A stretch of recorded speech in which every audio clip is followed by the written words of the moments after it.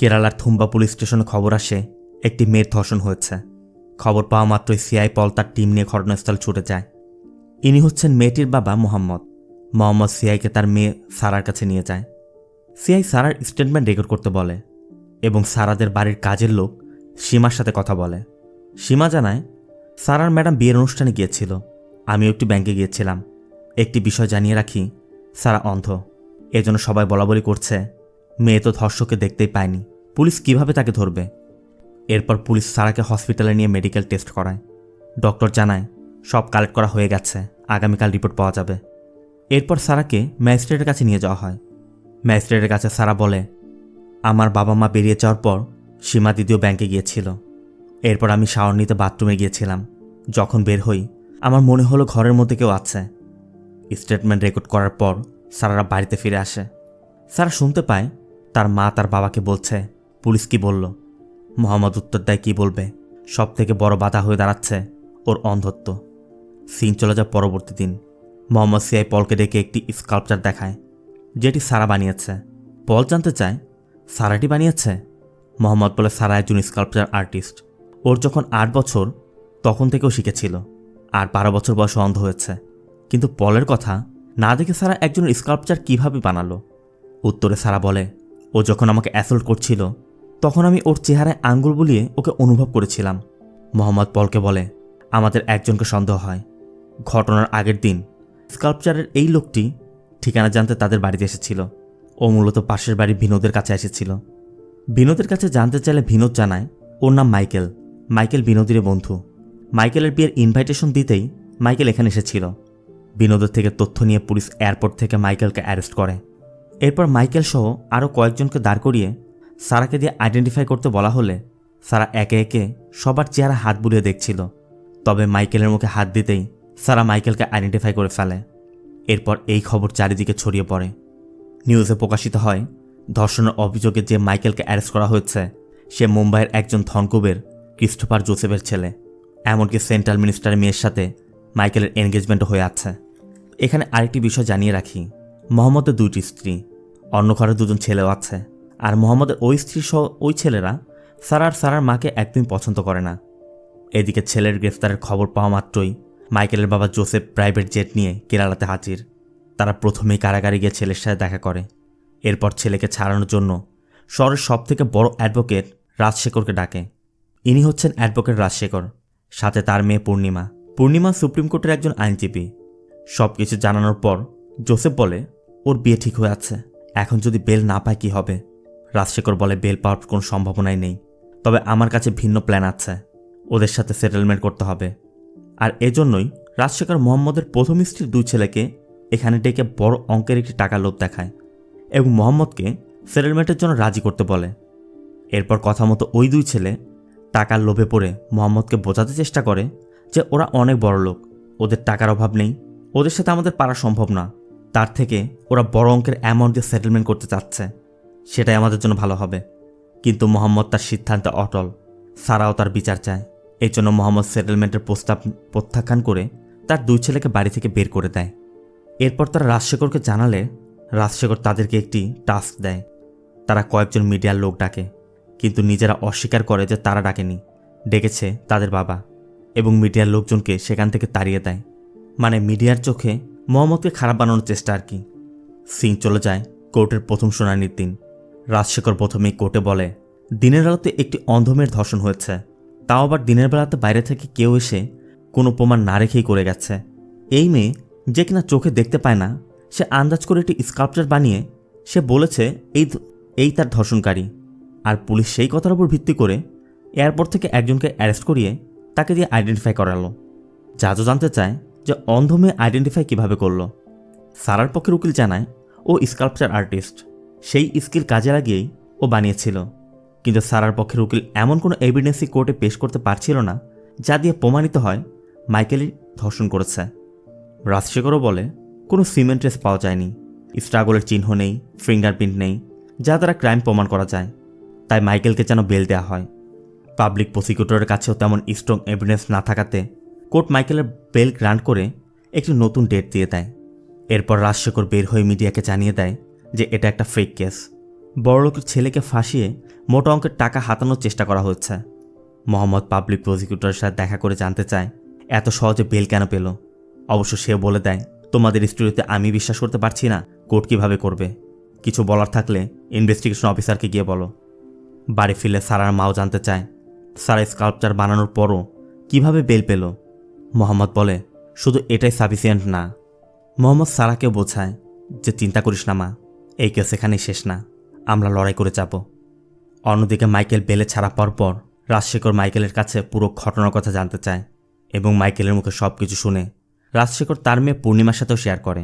পূর্ণিমা তখন বলছিল, ও তো দেখছি জন্মগত ক্রিমিনাল, এমন ক্রিমিনালদের অন দি স্পট খুন করা উচিত। তবে রাজশেখর বলে, ভুলে যেও না আমরা লয়ার, আমি না হলে অন্য কেউ তো নিশ্চয়ই কেসটি নিত, তাই না? আবার এদিকে পল মোহাম্মদকে আর্জেন্ট ডেকে বলে, সম্ভবত আমার ট্রান্সফার হয়ে যাবে, কারণ আমার উপর অনেক প্রেশার আসছে, পাবলিক প্রসিকিউটরের উপরও ডিপেন্ড করা যাচ্ছে না। আপনাকে স্পেশাল পাবলিক প্রসিকিউটরের জন্য কোর্টে আবেদন করতে হবে। মিনিস্ট্রিতেও আমার যোগাযোগ আছে, আর এক্ষেত্রে তদন্তকারী কর্মকর্তা যাকে সাজেস্ট করে তাকেই দেয়া হয়। মোহাম্মদ বলে, আপনি যা বলছেন আমি তাই করব। পল আরও বলে, অনেক লয়াররা আপনার কাছে আসবে, কিন্তু আমার সাথে কথা না বলে কোনো ডিসিশন নেবেন না। এখান থেকে যাওয়ার সময় মোহাম্মদ একজন সিনিয়র লয়ারের কাছে যায়, কিন্তু কোনো কিছুতেই সে তার কেসটি নিতে চাচ্ছে না। অবশ্য ফিরে যাওয়ার সময় লয়ারের পিএ জানায় এটা রাজশেখরের খেলা, এই শহরের কোনো সিনিয়র লয়ারই তার কেসটি লড়বে না। মোহাম্মদ বাড়ি ফিরে সারার মায়ের সাথে এই বিষয় নিয়ে আলোচনা করছিল, আর তখনই তাদের বাড়িতে কিছু লয়ার আসে এবং এই কেসটি জিতিয়ে দেওয়ার প্রলোভন দেখাতে থাকে। তবে পলের নির্দেশনা মতো মোহাম্মদ বলে দেয় যে আপনারা চলে যান, আমি চিন্তাভাবনা করে আপনাদের অফিসে গিয়ে কথা বলবো। অন্য দৃশ্যে আমাদের অহনা নামে একটি মেয়েকে দেখানো হয়। অহনা একজন মহিলাকে দিয়ে সাক্ষ্য দেয়ানোর জন্য তার ব্রেন ওয়াশ করছে। পলও এদিক দিয়ে যাচ্ছিল। যাওয়ার সময় অহনাকে দেখে পল গাড়ি থামিয়ে অহনার সাথে কথা বলে। পল অহনার কাছে জানতে চায় যে তোমার বন্ধু অ্যাডভোকেট বিজয়মোহন কোথায়, একটি কেস নিয়ে কথা বলার দরকার ছিল। পরবর্তী দিন অহনা পলকে অ্যাডভোকেট বিজয়মোহনের কাছে নিয়ে যায়, আর ইনি হচ্ছেন অ্যাডভোকেট বিজয়মোহন।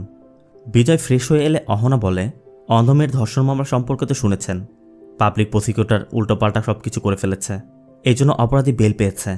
আমরা স্পেশাল পাবলিক প্রসিকিউটর হিসেবে আপনার নাম দিতে চাচ্ছি। কিন্তু বিজয় বলে, আমাকে কি বলছো? কত বছর আমি কোর্টের বারান্দায় যাইনি, অনেক অভিজ্ঞ লয়ার আছে, তাদের কাছে যাও। কিন্তু অহনা বলে, রাজশেখর ডিফেন্সের লয়ার, এই জন্য কেউই কেসটি নিতে চাচ্ছে না। এরপরও বিজয় নিজের উপর কনফিডেন্ট না, এই জন্য কেস লড়তে চাচ্ছে না। অহনা বলে, রাজশেখর ডিফেন্স লয়ার, আপনার মনে নিয়েও কী করেছিল, এখনই আপনার বদলা নেওয়ার সুযোগ। কিন্তু বিজয়ের কথা আমি সব ভুলে গেছি, আমাকে দিয়ে হবে না। এই জন্য অহনা অনুরোধ করে বিজয়কে শুধু একবার স্যারের সাথে দেখা করাতে নিয়ে আসে। এরপর সবাই যখন ঘর থেকে বেরিয়ে যায়, সারা বিজয়কে বলছিল, স্যার বাবা আমাকে বলেছে কেউ কেস নিতে চাচ্ছে না, তারপর আপনি লড়ছেন, আপনার প্রতি আমি কৃতজ্ঞ, বলুন আমার থেকে আপনি কি কি জানতে চান। বিজয় বলে, দেখো সারা, আমি অনেক বছর প্র্যাকটিস করি না। সারা বলে, আমি জানি, তারপর আমরা কেস জিতবো স্যার, আমার কাছে মনে হচ্ছে। বিজয় বলে, দেখো সারা, আমি নিজের উপর কনফিডেন্ট না, তুমি একটু বুঝতে চেষ্টা করো। সারা বলে, আমি বুঝতে পারছি স্যার, কিন্তু আমার সিচুয়েশনটা একবার বুঝতে চেষ্টা করুন। আমি যখন খুব ছোট আমার বাবা মারা যায়, এরপর আমি চোখ হারাই। আমার অন্ধকার জীবনে ঈশ্বরের দেয়া প্রতিভার দ্বারা আমি চলার পথে আলো খুঁজে পেয়েছিলাম, কিন্তু এখন আমার চারপাশে প্রতিটি শব্দে আমি ভয় পাই। তারপরও আমি এসব থেকে বেরিয়ে আসতে পারবো, কারণ আমি শারীরিকভাবে অন্ধ, মানসিকভাবে না। যে আমাকে ধর্ষণ করেছে আমি তার ভয়ে বেঁচে থাকতে চাই না। আমি বলবো, কেন আপনি কেস নিতে চাচ্ছেন না? আপনি কেসটি নিতে চাচ্ছেন না কারণ আপনি পারছেন না, আর আমাকেও কষ্ট দিতে চাচ্ছেন না। আপনি একজন সৎ লোক, তবে আপনি কষ্ট পাবেন না স্যার, কেউ না কেউ নিশ্চয়ই আমাকে সাহায্য করতে আসবে, এই বিশ্বাস নিয়ে আমি বেঁচে থাকব। স্যারের কথা শুনে বিজয় কোনো উত্তর না দিয়ে সোজা বের হয়ে যায়। এরপর ফেরার পথে অহনা শুধু বলে দেয়, আপনি ভালো করে ভাবুন, এরপর আমাদের জানান, আমরা আপনার ডিসিশনের উপর ভিত্তি করে আগাবো। এদিকে মোহাম্মদ পলের কাছে জানতে চাচ্ছে এত সিনিয়র লয়ার থাকতে ওনাকে কেন সিলেক্ট করলেন। পল বলে, বিজয় একজন ট্যালেন্ট এবং অভিজ্ঞ লয়ার, বর্তমানের অনেক সিনিয়র লয়াররাও ওর থেকে অ্যাডভাইস নেয়। ও কয়েক বছর যাবৎ কোর্টে যায় না, ও একসময় অনেক জটিল কেস লড়েছে। কিন্তু মোহাম্মদ জানতে চায় তাহলে বন্ধ কেন করলো। আর এখানে অহনার মুখে আমরা বিজয়মোহনের পাস্টের কথা জানতে পারি। অহনা বলে, রাজশেখর তখন সিনিয়র লয়ার, বিজয় তখন রাজশেখরের অফিসে জুনিয়র লয়ার হয়ে চাকরি নেয়। ধীরে ধীরে বিজয় একের পর এক ট্রায়াল অ্যাটেন্ড করে যাচ্ছিল। এর মধ্যে রাজশেখরের মেয়ে পূর্ণিমা জুনিয়র লয়ার হিসেবে সেখানে ট্রায়াল অ্যাটেন্ড করতে শুরু করে, আর সেখান থেকে পূর্ণিমা এবং বিজয় ক্লোজ হয়ে উঠছিল। যে জন্য বিজয় রাজশেখরের চাকরি ছেড়ে নিজের অফিস না খুলে সেখানে থেকে যায়। কিন্তু রাজশেখরের এই বিষয়টি একদমই ভালো লাগেনি। ওই সময় আমি কোর্টের ক্লার্কের চাকরি করি। বিজয় মাঝে মধ্যে আমার থেকে বিভিন্ন কেসের ডকুমেন্টস নিত। যদিও এসব দেওয়া বেআইনি ছিল, তারপরও বিজয়ের মতো লয়ারের জন্য আমি দিতাম। একদিন বিজয়ের থেকে ডকুমেন্টস হারিয়ে যায়। জানাজানি হলে বার কাউন্সিল বিজয়কে 5 বছরের জন্য সাসপেন্ড করে দেয়। আমিও চাকরি হারাই। অবশ্য পরে জানতে পারি এটা রাজশেখরেরই প্ল্যান ছিল। এরপর অবশ্য রাজশেখর তার মেয়েকে দিল্লিতে বিয়ে দিয়ে দিয়েছে। আর বিজয় 5 বছর সাসপেন্ড থেকে প্র্যাকটিস ঠিকই করেছে, কিন্তু কোনো বড় কেসে ট্রায়াল করেনি। সিন চলে যায় রাতে। বিজয় ফোনে একজন লয়ারকে অ্যাডভাইস দিচ্ছিল। তখনই নিউজে দেখে রাজশেখর মিডিয়াকে বলছে, আমার ক্লায়েন্ট একদম নির্দোষ, বড়লোকের ছেলে, এই জন্য মিথ্যা অপবাদ দিয়ে মোটা অঙ্কের টাকা পাওয়ার লোভেই এই মিথ্যা মামলাটা করেছে। এটা শোনার পর অনেক চিন্তাভাবনা করে বিজয় কেসটি লড়ার সিদ্ধান্ত নেয়। এরপর পল বিজয়কে জানায় স্পটে কোনো ফিঙ্গারপ্রিন্ট পাওয়া যায়নি। ভিকটিমের ভ্যাজাইনাল ওয়ালে কন্ডোমের যে কেমিক্যাল পাওয়া গেছে, সেম কেমিক্যাল মাইকেলের ওয়ালেটেও পাওয়া গেছে। আবার মাইকেল কিভাবে ঘরে ঢুকলো তাও স্পষ্ট নয়, তবে ধারণা করা হচ্ছে ছাদের উপরে যে দরজাটা ছিল সেখান দিয়ে ঢুকেছে। বিজয় এই কেস সম্পর্কিত প্রতিটি বিষয়ের খুঁটিনাটি বিষয়গুলো ভালো করে পর্যালোচনা করে, সবার সাথে কথা বলে সবার জবানবন্দি নেয়। এর মধ্যে বিজয় খেয়াল করে এভিডেন্স লিস্টে থাকা স্কাল্পচারের কোনো ফটোই নেই। অবশ্য পল জানায় ফটো ছিল, হয়তো বর্তমানের ইনভেস্টিগেশন অফিসার সেগুলো সরিয়ে ফেলেছে। মানে সারার বানানো সেই মাইকেলের স্কাল্পচারের ফটোগুলো সিডি থেকে ডিলিট করে দিয়েছে। যাই হোক, সব প্রস্তুতি নিয়ে বিজয়মোহন কোর্টে আসে। অহনাও তার বান্ধবীর ছোট বোন আসোয়াথিকে বিজয়কে সাহায্য করার জন্য তার সাথে থাকতে বলে। এদিকে রাজশেখররা বিজয়মোহনের ব্যাপারে জেনে গেছে যে বিজয় স্পেশাল প্রসিকিউটর হিসেবে এসেছে। শুরু হয় ট্রায়াল। প্রথমেই বিজয় সারাদের কাজের লোক সীমাকে ডাকে। সীমা জানায়, আমি সকাল 7টা থেকে বিকাল 5টা পর্যন্ত ওই বাড়িতে 5 বছর যাবৎ কাজ করি। ওই দিন সারার ম্যাডাম একটি বিয়েতে অ্যাটেন্ড করতে বেরিয়ে যায়। এরপর আমার ব্যাংকে যাওয়ার দরকার ছিল। বাড়িতে সারা একা ছিল, এই জন্য আমি বের হওয়ার আগে সারাকে বলে দরজা লক করে চলে যাই। ব্যাংক থেকে ফিরেই সারার কাছে জানতে পারি ওর সাথে কি হয়েছে। আমি ভয় পেয়ে গিয়েছিলাম। সারার ম্যাডামকে কল করলে তাদের কাছে কল যাচ্ছিল না। তখন আমি সামনের বাড়ির একজনকে জানালে তার স্বামী মোহাম্মদ স্যারকে কল করে জানালে কিছুক্ষণ পর সারার ম্যাডাম এসে পড়ে। এরপর সে আবার পুলিশকে ইনফর্ম করে দেয়। ক্লোজ এক্সামিন করতে এসে রাজশেখর সীমার কাছে জানতে চায় ওই বাড়ির কয়টা চাবি আছে। সীমা বলে 2টি, একটি আমার কাছে আর একটি স্যারের কাছে। রাজশেখর বলে, যদি কেউ তোমার অজান্তে ডুপ্লিকেট চাবি দিয়ে ওই ঘরে ঢোকে তাহলে কি তুমি বুঝতে পারবে? সীমা বলে, না, পারবো না। রাজশেখর বলে, তাহলে তুমি কিভাবে বলতে পারো কেউ দরজা খুলে ভিতরে ঢুকেনি? অবশ্য বিজয় অবজেকশন জানিয়ে বলে, এভাবে উইটনেসকে ইন্টিমিডেট করা যাবে না। কিন্তু রাজশেখর বিজয়কে বলে, আমি ইন্টিমিডেট করছি না। বছরে একবার যাকে কোর্টের বারান্দায় দেখা যায় না সে আবার স্পেশাল পাবলিক প্রসিকিউটর হিসেবে এসেছে। তুমি চুপ করে বসো। বিজয় কোনো কথা না বলে চুপচাপ বসে যায়।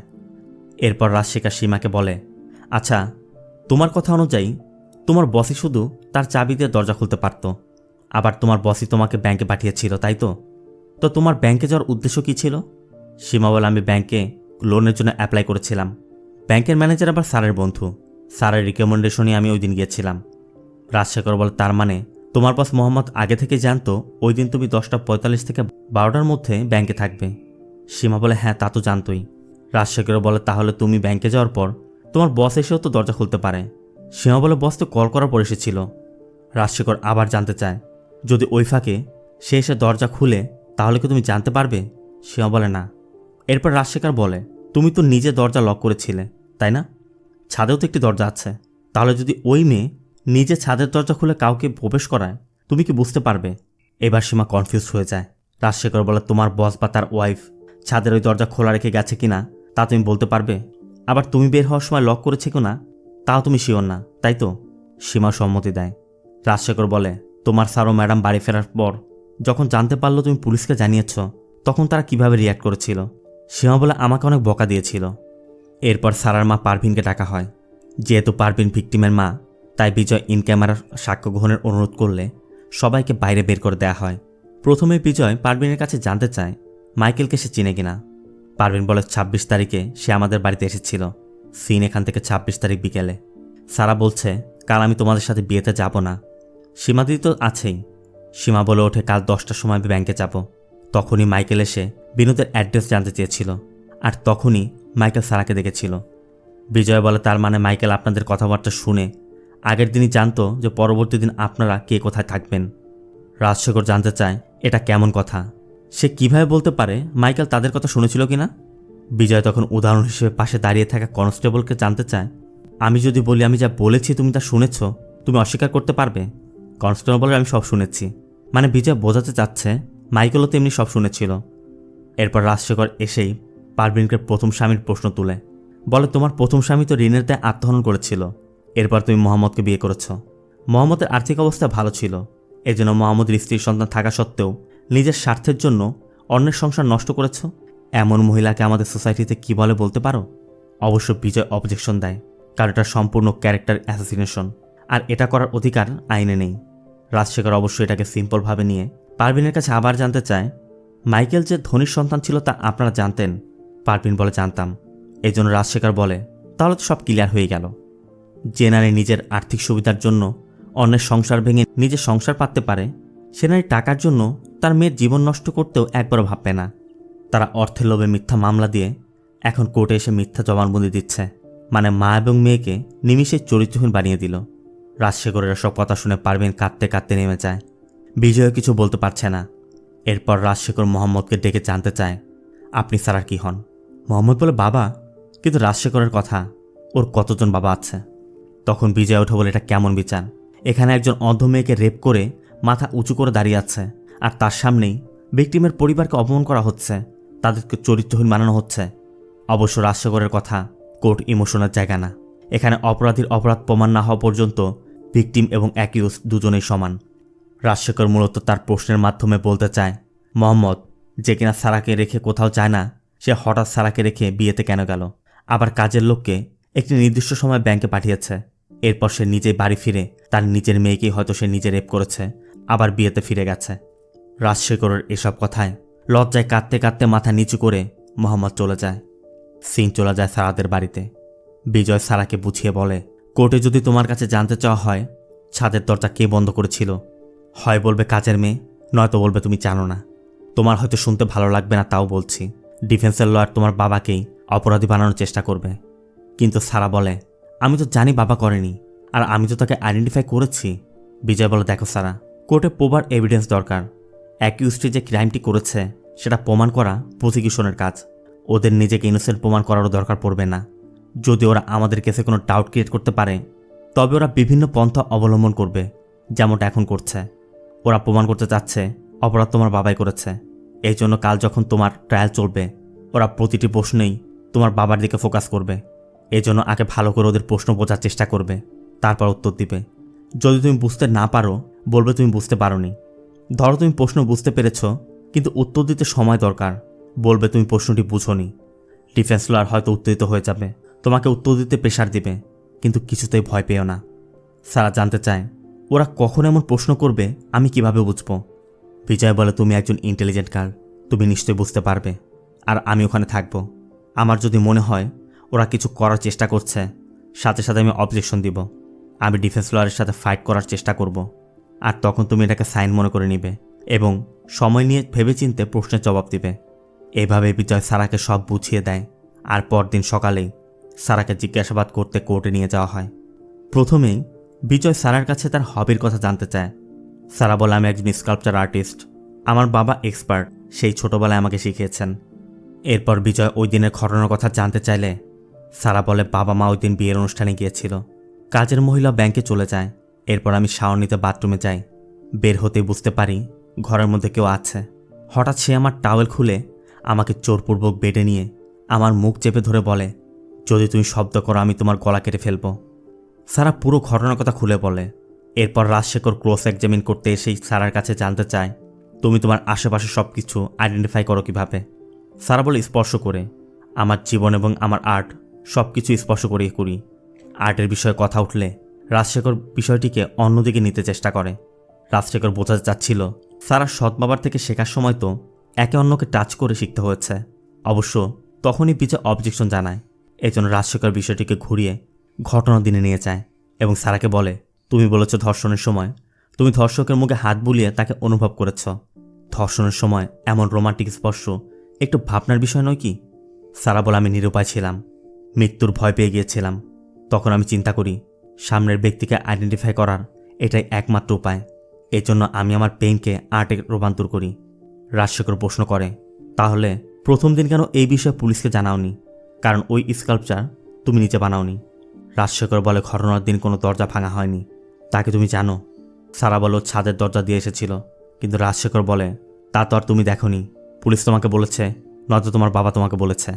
তখন সারার মনে পড়ে বিজয় বলেছিল বেশিরভাগ প্রশ্নই তোমার বাবা কেন্দ্রিক করার কথা। সারা একটু ভেবেচিন্তে বলে, শুধু বাবাই না, মা এবং সীমা দিদিও জানতো। কথার প্যাচে ফেলতে রাজশেখর আবার জানতে চায়, তোমার মা এবং সীমা তো নিশ্চয়ই কখনোই দরজাটা খোলা রেখে যাবে না, তাই না? সারা একটু ভেবে জবাব দেয়, কেউই খোলা রেখে যাবে না। সারার এমন উত্তরে রাজশেখরও বুঝতে পারে বিজয় সারাকে আগে থেকে প্রস্তুত করে এনেছে। তবে রাজশেখর আবার জানতে চায়, ওই ঘটনার আগে থেকেই তো তুমি সেক্সুয়াল অ্যাক্ট সম্পর্কে জানতে, তাই না? আবার কিছুক্ষণ আগে বলেছ তোমার কোনো কিছু বুঝতে হয় টাচ করতে হয়, নয়তো এক্সপিরিয়েন্স করতে হয়।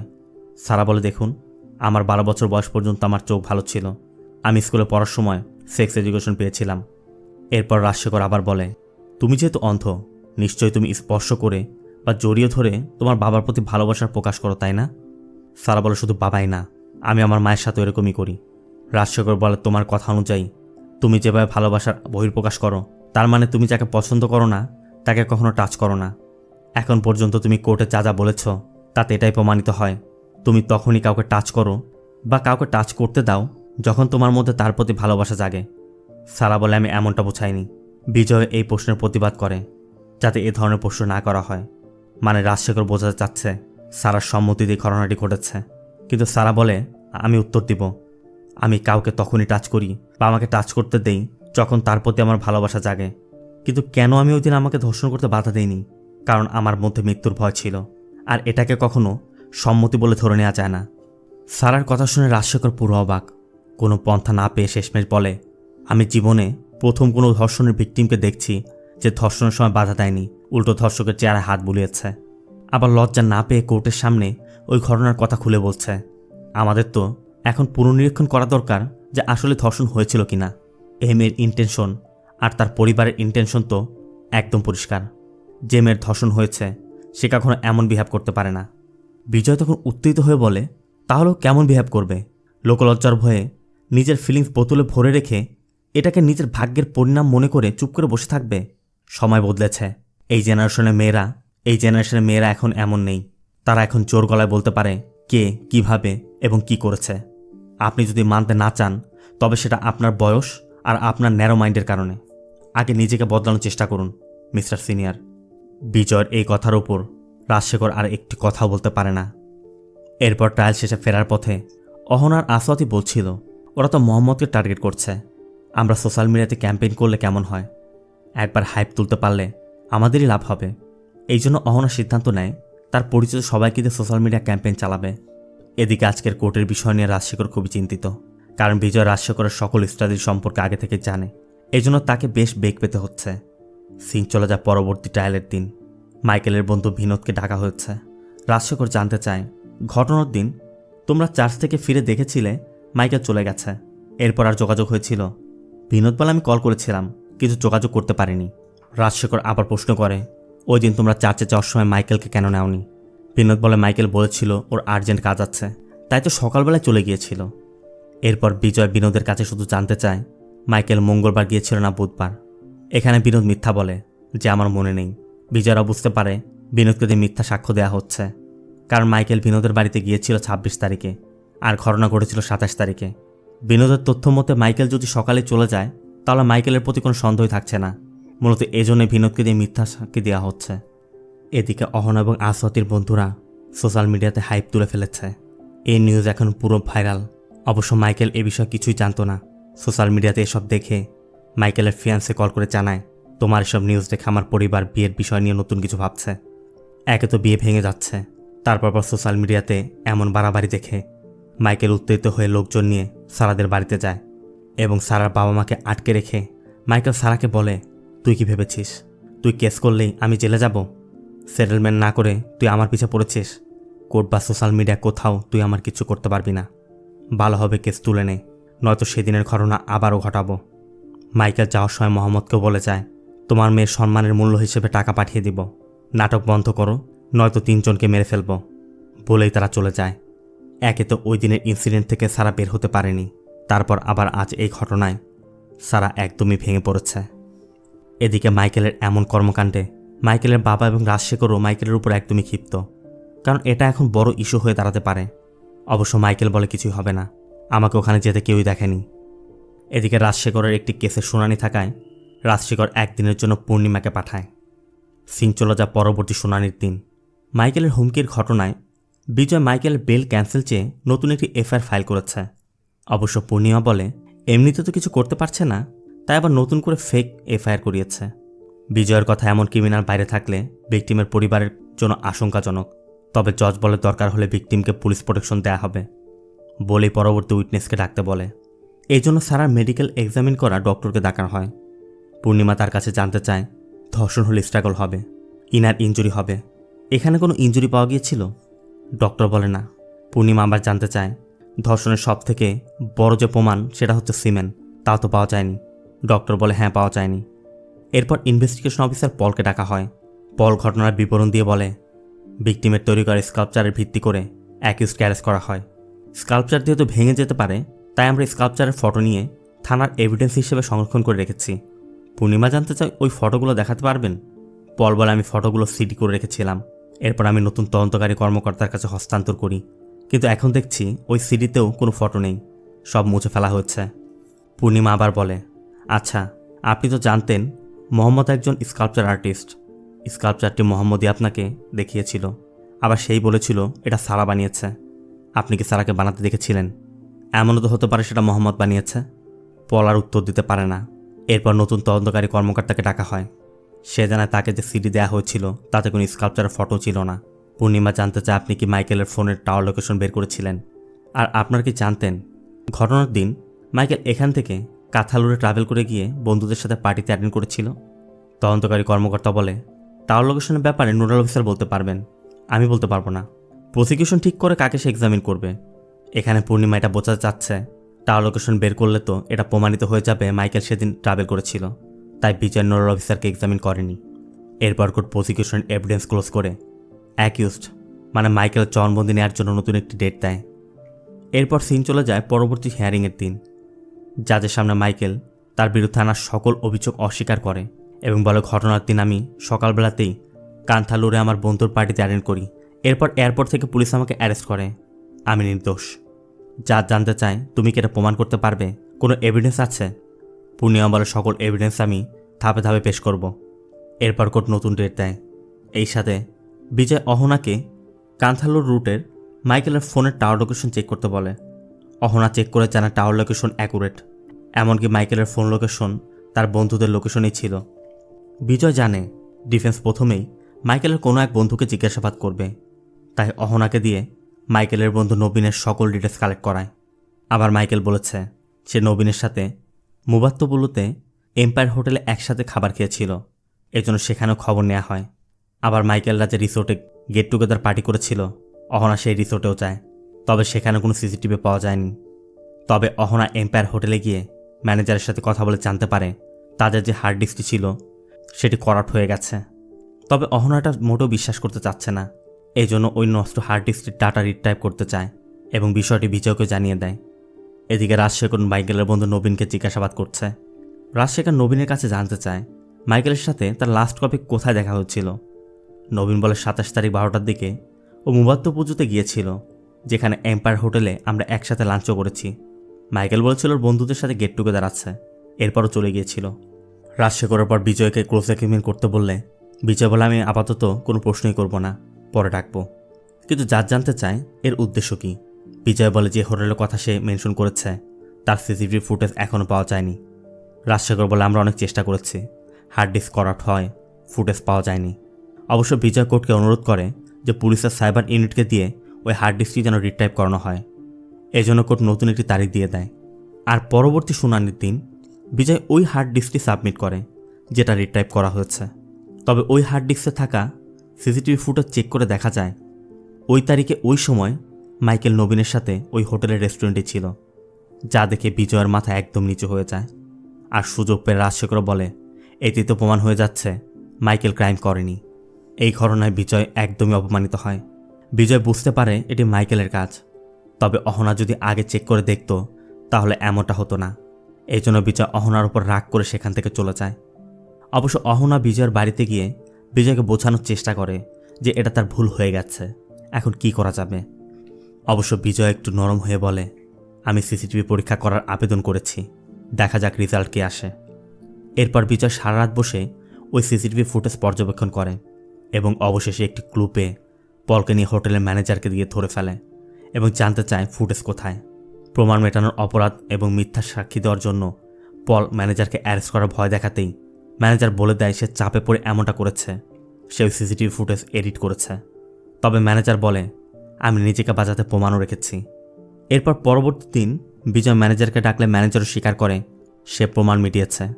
বিজয় কোর্টকে ওই ফুটেজগুলো দেখায়। এখানে ঠিক 12টার সময় 2 মিনিটের ফুটেজ কেটে নতুন করে রেকর্ড করে আবার সেটি অ্যাড করা হচ্ছে।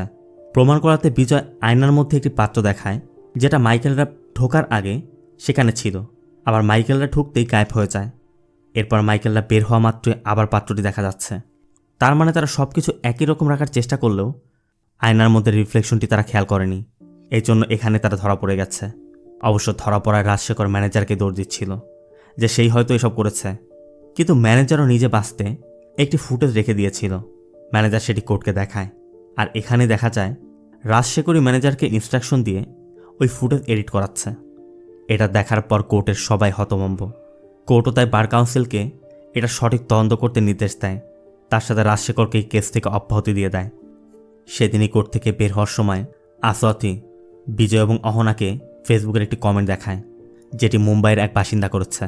আর এই কমেন্ট দেখেই অহনা মুম্বাইয়ের প্যান্ডাতে তথ্য সংগ্রহ করতে চলে যায়।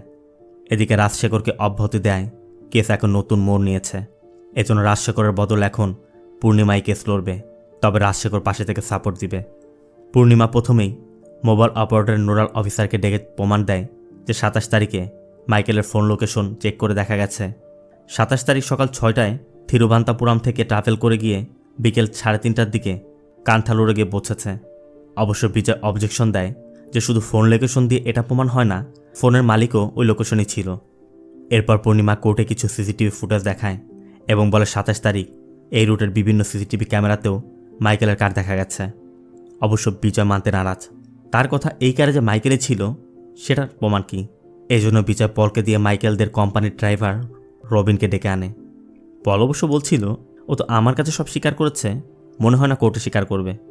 বিজয় রবিনের কাছে জানতে চায়, তুমি তো ওই কারটি চালাও, তুমি 27 তারিখে কোথায় ছিলে? রবিন বলে বাড়িতে, কিন্তু বিজয় রবিনের ফোন লোকেশন ডেটা বের করে দেখায় সেদিন সকাল 6টা থেকে বিকাল 3:30 পর্যন্ত তোমার আর মাইকেলের ফোন লোকেশন একই দেখাচ্ছে কেন। বিজয় প্রমাণ করতে চাচ্ছিল ওই দিন রবিনই ড্রাইভ করেছিল, কিন্তু রবিন পরিষ্কার করে বলে আমি হয়তো ভুলে ফোন কারে ফেলেছিলাম। পূর্ণিমা প্রমাণ করতে চেষ্টা করে যে রবিনের মন ভুলো সমস্যা আছে, কোথায় কি রেখে দেয় সে বলতে পারে না। অবশ্য বিজয় সত্যটা প্রমাণ করতে এবং তথ্য জোগাড় করতে 1 সপ্তাহ সময় চায়, কিন্তু কোর্ট মাত্র 1 দিনের সময় দিয়ে সেদিনের মতো কোর্ট বিরতি করে।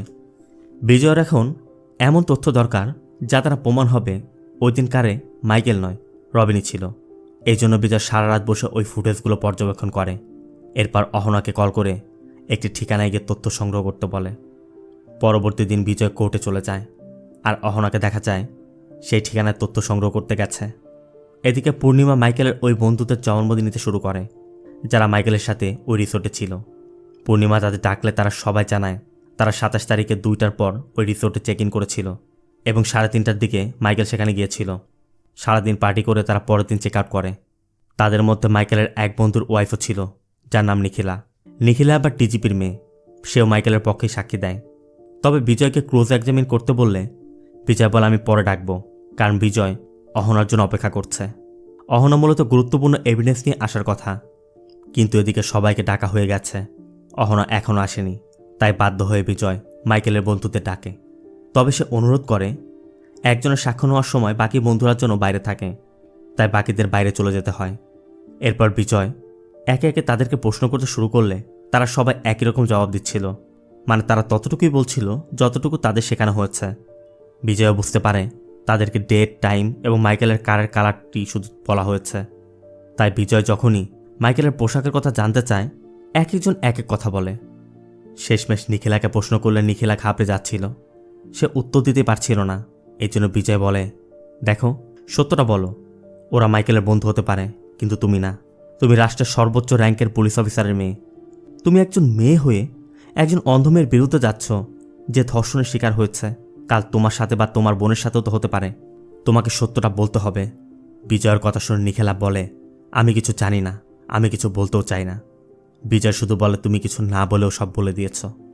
এর মধ্যে অহনা এসে পড়ে, আর এরপরে বিজয় কোর্টে একটি ভিডিও সাবমিট করে।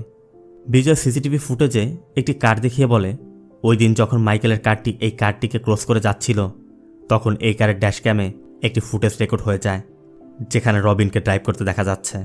ওই কারের মালিক দুবাই প্রবাসী, তাই কারটি বাড়িতে পড়ে থাকায় ফুটেজটি এখনও রয়ে গেছে। শুধু এই ফুটেজই নয়, বিজয় মুম্বাইয়ের হাইকোর্টের একটি রায়ের কপিও দেখায়, যেখানে দেখা যাচ্ছে 2016 সালে একই রকম একটি রেপ কেস হয়েছিল, আর আসামি ছিল মাইকেল। কিন্তু সেখানেও কোনো এভিডেন্স না থাকায় মাইকেল বেঁচে যায়। তার মানে অহনা এই তথ্যের জন্যই মুম্বাই গিয়েছিল। তবে এই ঘটনার কথা রাজশেখরও জানে না। বিজয় সব ডকুমেন্ট সাবমিট করলে পূর্ণিমা বলে, সেখানে তো আর প্রমাণ হয়নি যে ওই রেপ করেছিল। ও সাজাও তো হয়নি। অবশ্য বিজয় বলে, সেখানে হয়তো হয়নি, কিন্তু একই রকম অফেন্সের চার্জ রয়েছে। দুপক্ষের সব কিছু শোনার পর কোর্ট ফাইনাল হিয়ারিংয়ের জন্য ডেট দিয়ে দেয়। এরপর মোহাম্মদ বিজয়ের সাথে দেখা করে জানতে চায়, স্যার ওদের সবই তো মিথ্যা প্রমাণ হলো, এখন তো প্রমাণ হয়ে যাবে যে ওই ছিল। কিন্তু বিজয় বলে, এটা অন্য সকল সাধারণ রেপ কেসের মতো না। যদি একজন আইউটনেস থাকতো তবে এত সমস্যা হতো না। দুর্ভাগ্যবশত সারা অন্ধ। মোহাম্মদ বলে, তো স্কাল্পচার বানালো, ওকে আইডেন্টিফাই করালো, সবই কি বৃথা?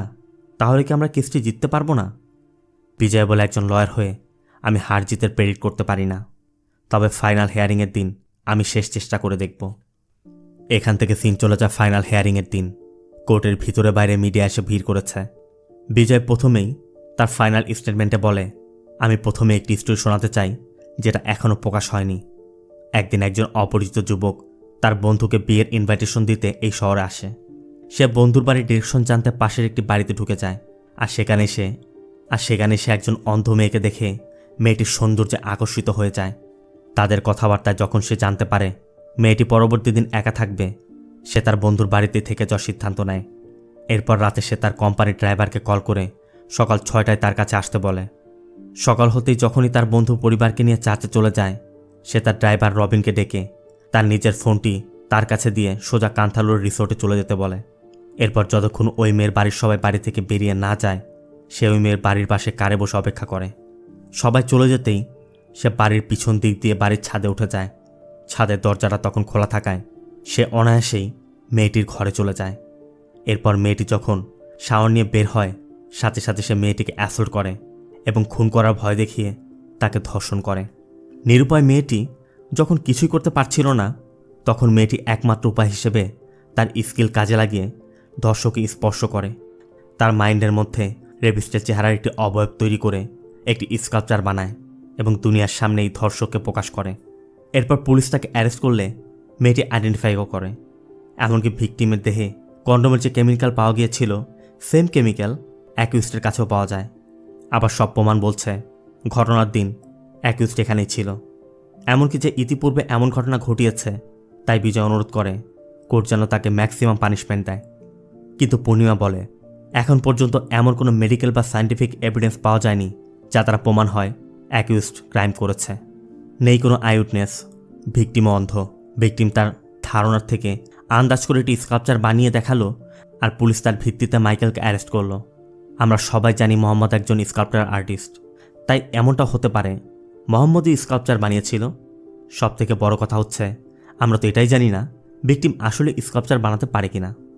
তখনই বিজয় বলে ওঠে, ও একজন স্কিল্ড স্কাল্পচার আর্টিস্ট। কিন্তু পূর্ণিমা তা বিশ্বাসই করতে চাচ্ছে না। এই জন্য বিজয় বলে, আপনার বিশ্বাস না হলে যাচাই করে দেখুন যে পারে কি পারে না। বিজয় পূর্ণিমার পয়েন্টটিকে কাজে লাগায় এবং কোর্টকে অনুরোধ করে কোর্ট যেন ভিকটিমকে ডেমো দেখানোর সুযোগ দেয়। কিন্তু পূর্ণিমা বলে, এটা কিভাবে সম্ভব? এতদিন ট্রায়াল চলার পর আজ ফাইনাল হিয়ারিংয়ের দিন, এটা কিভাবে হবে? বিজয় বলে এই দেশে সত্য প্রকাশ করতে, ন্যায় বিচার প্রতিষ্ঠা করতে বহু সময় কোর্ট বহু সিদ্ধান্ত নিয়েছে। আজও যদি একটি অন্ধ মেয়েকে ন্যায় বিচার পাইয়ে দিতে কোর্ট কোনো সিদ্ধান্ত নেয় তাতে ক্ষতি কী? অবশ্য জাজও অনেক চিন্তাভাবনা করে সারাকে দিয়ে স্কাল্পচার বানানোর ডেমো দেওয়ার অনুমতি দেয়। তবে জাজ বিজয়ের কাছে জানতে চায় সে কীভাবে ডেমো দিবে। বিজয় বলে আমরা এই কোর্টরুমে থাকা একজনকে সিলেক্ট করব। মেয়েটি ওই লোকের মুখে স্পর্শ করে তার মুখের একটি স্কাল্পচার বানাবে। অবশ্য পূর্ণিমা অনুরোধ করে সেই লোকটা তারা সিলেক্ট করে দিবে। বিজয় অবশ্য কোনো অবজেকশন দেয় না। তবে তারা রাজশেখরকে সিলেক্ট করে। এরপর রাজশেখর সারার কাছে যায়। সারা অনুমতি নিয়ে রাজশেখরের মুখে যখনই হাত বোলাচ্ছিল তখনই রাজশেখর তার পরিচয় দিয়ে বলে সেই মাইকেলকে বাঁচাতে চেষ্টা করছে। রাজশেখর সারার ফোকাস নষ্ট করার জন্য চেষ্টা করছিল।